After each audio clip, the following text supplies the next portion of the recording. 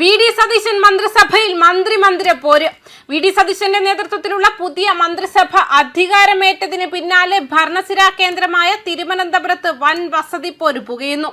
മന്ത്രിമാർക്ക് ലഭിക്കുന്ന വകുപ്പുകളുടെ കാര്യത്തിൽ മാത്രമല്ല, ഔദ്യോഗിക വസതികളുടെയും ആഡംബര വാഹനങ്ങളുടെ നമ്പറുകളുടെയും കാര്യത്തിലാണ് പുതിയ മന്ത്രിമാർക്കിടയിൽ കടുത്ത തർക്കവും മത്സരവും ഉടലെടുത്തിരിക്കുന്നത്. തലസ്ഥാനത്തെ പ്രമുഖമായ ഒരേ ഔദ്യോഗിക വസതിക്കായി 3 മന്ത്രിമാർ വരെ ഒരേ സമയം അവകാശവാദവുമായി രംഗത്തെത്തിയതോടെ വിഷയം വൻ രാഷ്ട്രീയ ചർച്ചയായി മാറിയിരിക്കുകയാണ്. മന്ത്രിമന്ദിരങ്ങളായ നിള, സാനഡു, ഗ്രേസ് എന്നിവ സ്വന്തമാക്കാനാണ് പുതിയ മന്ത്രിമാർക്കിടയിൽ ഏറ്റവും കൂടുതൽ മത്സരമുള്ളത്.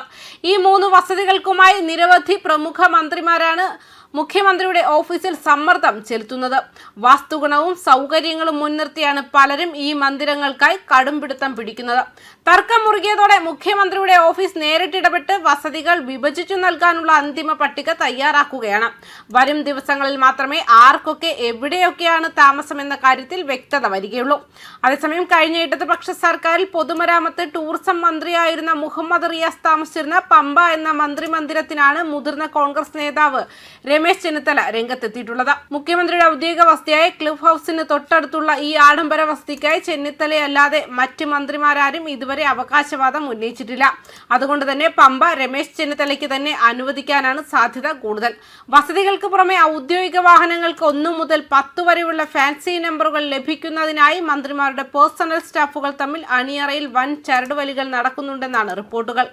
മാത്രമല്ല, കേരളത്തിൽ പുതിയ UDF സർക്കാർ അധികാരമേറ്റിട്ടും മന്ത്രിമാരുടെ വകുപ്പ് വിഭജനം പൂർത്തിയാക്കാനാകാതെ വി ഡി സതീശൻ സർക്കാർ. സത്യപ്രതിജ്ഞയ്ക്ക് തൊട്ടു പിന്നാലെ വകുപ്പുകൾ പ്രഖ്യാപിച്ച് വിജ്ഞാപനമിറക്കുമെന്ന മുഖ്യമന്ത്രിയുടെ ഉറപ്പാണ് മുന്നണിയിലെ കടുംപിടുത്തങ്ങൾ കാരണം വഴിമുട്ടി നിൽക്കുന്നത്. ഉന്നത വിദ്യാഭ്യാസ വകുപ്പ് കോൺഗ്രസിന് വിട്ടുകൊടുത്ത മുസ്ലിം ലീഗ് പകരം ഫിഷറീസ് വകുപ്പ് വേണമെന്ന ആവശ്യത്തിൽ ഉറച്ചു നിൽക്കുന്നതാണ് നിലവിലെ പ്രധാന തർക്കം. എന്നാൽ ഫിഷറീസ് വകുപ്പ് ലീഗിന് വിട്ടുകൊടുക്കാൻ കോൺഗ്രസ് നേതൃത്വം തയ്യാറായിട്ടില്ല. ഈ അനിശ്ചിതത്വങ്ങൾക്കിടയിലും പ്രകടന പത്രികയിലെ 2 പ്രധാന ഇന്ദിരാ ഗ്യാരണ്ടികൾ നടപ്പാക്കുമെന്ന് മുഖ്യമന്ത്രി വി ഡി സതീശൻ വ്യക്തമാക്കിയിട്ടുണ്ട്. ഫിഷറീസ് വകുപ്പിനായി മുസ്ലിം ലീഗ് കടുംപിടുത്തം തുടരുകയാണ്. ഉന്നത വിദ്യാഭ്യാസം വിട്ടുകൊടുത്തതിനാൽ തീരദേശ മേഖലയിൽ സ്വാധീനമുള്ള ഫിഷറീസ് വേണമെന്നാണ് ലീഗ് നിലപാട്. ഇത് പരിഹരിക്കാൻ ഹൈക്കമാൻഡ് ഇടപെട്ടേക്കും.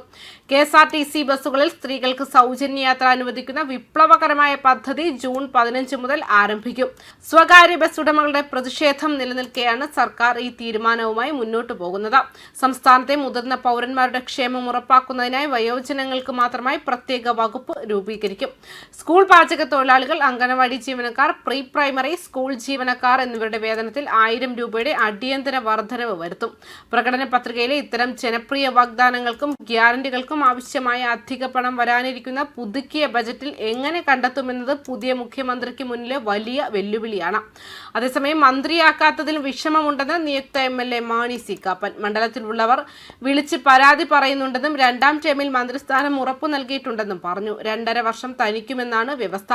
2 പേരും ഒന്നിച്ചാണ് ടേം വ്യവസ്ഥ അംഗീകരിച്ചതെന്നും അദ്ദേഹം വ്യക്തമാക്കി. വലിയ ഭൂരിപക്ഷത്തിൽ ജയിച്ചിട്ടും മന്ത്രിയാക്കാത്തതിൽ വിഷമമുണ്ട്. മണ്ഡലത്തിലുള്ളവർ വിളിച്ച് പരാതി പറയുന്നുണ്ട്. 2.5 വർഷം അനൂപ് ജേക്കബിനും 2.5 വർഷം തനിക്കുമെന്നാണ് വ്യവസ്ഥ. ടേം വ്യവസ്ഥ താൻ അംഗീകരിച്ചു. 2 പേരും ഒന്നിച്ചാണ് ടേം വ്യവസ്ഥ അംഗീകരിച്ചത്. മന്ത്രിസ്ഥാനം കിട്ടും വരെ ക്യാബിനറ്റ് റാങ്കുള്ള പദവി വാഗ്ദാനം ചെയ്തിട്ടുണ്ട്. അത് വൈകാതെ വേണമെന്ന് മുഖ്യമന്ത്രിയെ നേരിൽ കണ്ട് പറയും. കോൺഗ്രസിലും ചില മന്ത്രിമാർക്ക് ടേം വ്യവസ്ഥയുണ്ട്. മന്ത്രിസ്ഥാനം കിട്ടാതെ പോയതിന് പിന്നിൽ മുന്നണിയിലെ ഒരു നേതാവാണെന്നും പേര് ഇപ്പോൾ പറയുന്നില്ലെന്നും അറിയിച്ചിട്ടുണ്ട്. ന്യൂസ് ഡെസ്ക് കർമ്മ ന്യൂസ്.